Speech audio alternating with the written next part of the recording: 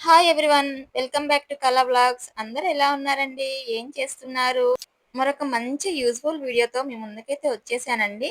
మనం ఎప్పుడూ రెగ్యులర్‌గా చేసుకునే ఇడ్లీ బ్యాటర్ కాకుండా ఈరోజు కొంచెం డిఫరెంట్‌గా ట్రై చేశాను. అదే అండి జొన్నలతోని. మరియు అందులో పచ్చజొన్నలతోని ఇడ్లీ చేస్తున్నాను. ఇంకా నేనైతే ఇక్కడ ఇడ్లీ కోసము ఒక కప్పు మినపగుండ్లు తీసుకున్నాను. దాంట్లోకి కొద్దిగా మెంతులు వేశాను. తర్వాత వేరే బౌల్‌లోకి 3 కప్పుల పచ్చజొన్నలు తీసుకున్నాను.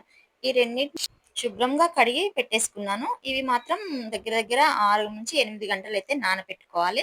ఇంకా నానిన తర్వాత పిండి రుబ్బే ముందు ఒక పావుగంట ముందు గాని, అర్ధగంట ముందు గాని ఇలా ఒక 2 గుప్పెళ్ళు అటుకులు తీసుకొని కడిగి నానబెట్టుకోవాలి. నానబెట్టుకొని రుబ్బేటప్పుడు ఫస్ట్ అటుకులు వేసుకొని రుబ్బేసుకున్నాను. తర్వాత మినపగుండ్లు నానబెట్టుకున్నాం గదా! అవైతే వేసి మంచిగా ఇడ్లీ బ్యాటర్‌కి మనం ఎలా అయితే మెత్తగా రుబ్బుకుంటామో అలా రుబ్బేసుకోవాలండి. ఒక చిన్న విన్నపం అండి ఇక్కడ. నా వీడియోస్ కనుక ఎవరైనా ఫస్ట్ టైమ్ చూస్తున్న వాళ్ళైతే ప్లీజ్ సబ్స్క్రైబ్ చేసుకోండి. వీడియో చివరి వరకు చూసి నచ్చితే ఒక లైక్ ఇవ్వండి. మీరిచ్చే లైక్ వల్ల వీడియో ఎక్కువ మందికి రీచ్ అవుతుంది. నాకైతే కొంచెం సపోర్ట్ చేయండి ప్లీజ్. ఇంకా వీడియోలోకొచ్చేసి ఇట్లా పిండైతే రుబ్బేసుకున్నాను గదా! మినపప్పు రుబ్బేసుకున్నాక దాన్ని తీసి పక్కకు పెట్టుకోవాలి. పక్కకు పెట్టుకొని అదే గ్రైండర్‌లో ఇప్పుడు పచ్చజొన్నలు కడిగి పెట్టుకున్నాం కదా! అవి వేసేసుకున్నాను. ఈ గ్రైండర్‌లో పచ్చజొన్నలను వేశాక కొంచెం చూసారా? కొంచెం పట్టేసుకొని తిరగలేదు. ఇప్పుడు కొంచెం పైన దాన్ని స్క్రూ లూజ్ చేశాను. ఇంకా తిరిగింది. తర్వాత మళ్ళా టైట్ చేసుకోవచ్చు. ఇవి మాత్రం జొన్నలు మనం మెత్తగా రుబ్బుకోవద్దండి. దీన్ని కొంచెం బరకగా రుబ్బుకోవాలి. రవ్వగా ఉండేటట్లు రుబ్బేసుకోవాలి. కొంచెం వాటర్ తక్కువగా పోసుకొని రుబ్బుకోవాలండి. వాటర్ ఎక్కువైపోతే మెత్తగా అవుతుంది. ఇంకా కొంచెం రవ్వగా ఉన్నప్పుడే దీన్ని తీసేసుకోవాలి. ఫస్ట్ మినపగుండ్లు రుబ్బిన బ్యాటర్ ఉందిగా అందులోకి ఇప్పుడు ఈ జొన్నల రుబ్బిన దాన్ని కలిపేసుకోవాలండి. అంతే దాన్ని అందులోకి తీసుకొని ఈ రెండిటిని బాగా మిక్స్ అయ్యేటట్టు మంచిగా కలుపుకోవాలి. 2 మంచిగా మిక్స్ అయ్యేదాకా కలుపుకున్నాక దాన్నయితే తీసి పక్కకు పెట్టుకోవాలండి. ఈ పిండిని నైట్ అంతా పులియబెట్టుకోవాలి. మనకి ఎంత అవసరమో అంత పిండి బయట పెట్టుకొని మిగతాది ఫ్రిడ్జ్‌లో గూడా పెట్టేసుకోవచ్చు.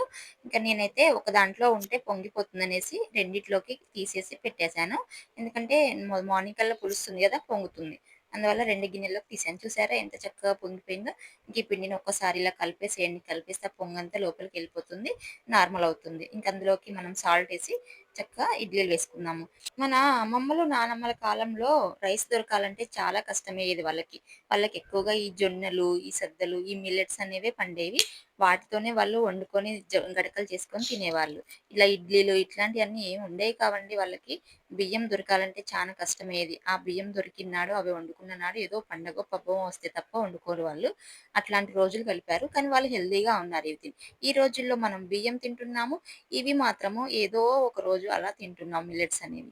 కానీ నేను ఎక్కువ తెల్ల జొన్నలతోనైతే అసలు చేయనండి. తెల్ల జొన్నల్లో స్వీట్‌నెస్ ఉంటుంది. పచ్చ జొన్నలు మాత్రం చాలా మంచియి ఒంటికనేసి నేను ఎక్కువగా పచ్చ జొన్నలే యూజ్ చేస్తుంటాను. ఇక వీడియోలోకొచ్చేస్తే మాత్రం ఇక్కడ ఇడ్లీలైతే పెట్టేసాను. ఈ ఇడ్లీలు ఉడకడానికైతే కొంచెం టైం పడుతుందండి. మనం నార్మల్‌గా రైస్‌తో, రవ్వతో చేసుకునే ఇడ్లీల కంటే ఇది కొంచెం టైం తీసుకుంటుంది. ఇడ్లీలైతే రెడీ అయిపోయాయండి. చూసారా ఎంత బా వచ్చాయో ఇడ్లీలు. మంచిగా మెత్తగా ఉన్నాయండి. మనం నార్మల్‌గా రవ్వ ఇడ్లీ ఎలా చేసుకుంటామో అలానే ఉన్నాయి. టేస్ట్ గూడా సూపరున్నాయండి. మీరందరూ ఒకసారి ట్రై చేయండి. ఎలా వచ్చాయో కామెంట్ చేయండి. నా వీడియో గనుక మీకు నచ్చినట్టయితే లైక్ చేయండి, షేర్ చేయండి, సబ్స్క్రైబ్ చేసుకోండి. బాయ్ అండి.